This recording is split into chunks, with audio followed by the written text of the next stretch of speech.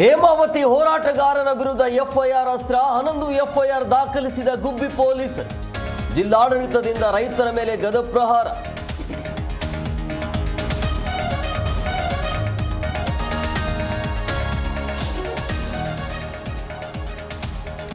ತೆರೆದಾಳ ವಿಜ್ಞಾನ PU college ಶೈಕ್ಷಣಿಕ ಮಾನ್ಯತೆ ರದ್ದು.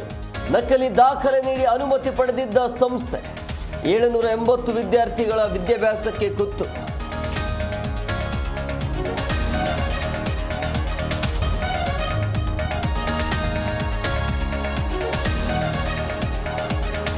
ಮಿಮ್ಸ್ ವೈದ್ಯರ ಎಡವಟ್ಟಿಗೆ ಮತ್ತೊಂದು ಮಗು ಸಾವು.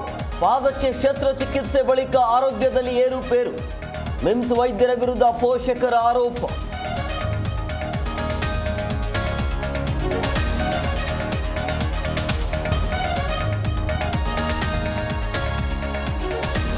ಬೆಂಗಳೂರಿನ ಮಲ್ಲಸಂದ್ರ ಬಳಿ ಮತ್ತೆ ಚಿರತೆ ಆತಂಕ. ಚಿರತೆ ಹೆಜ್ಜೆ ಗುರುತು ಕಾಣಿಸಿಕೊಂಡಿರೋದ್ರಿಂದ ಭೀತಿ. ಬೋನಿಟ್ಟು ಅರಣ್ಯ ಇಲಾಖೆ ಅಧಿಕಾರಿಗಳ ಕಾರ್ಯಾಚರಣೆ.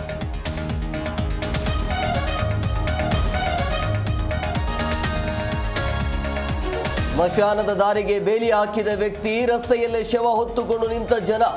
ಹೊಸಪೇಟೆಯ ಹಂಪಿನಕಟ್ಟೆ ಗ್ರಾಮದಲ್ಲಿ ಘಟನೆ.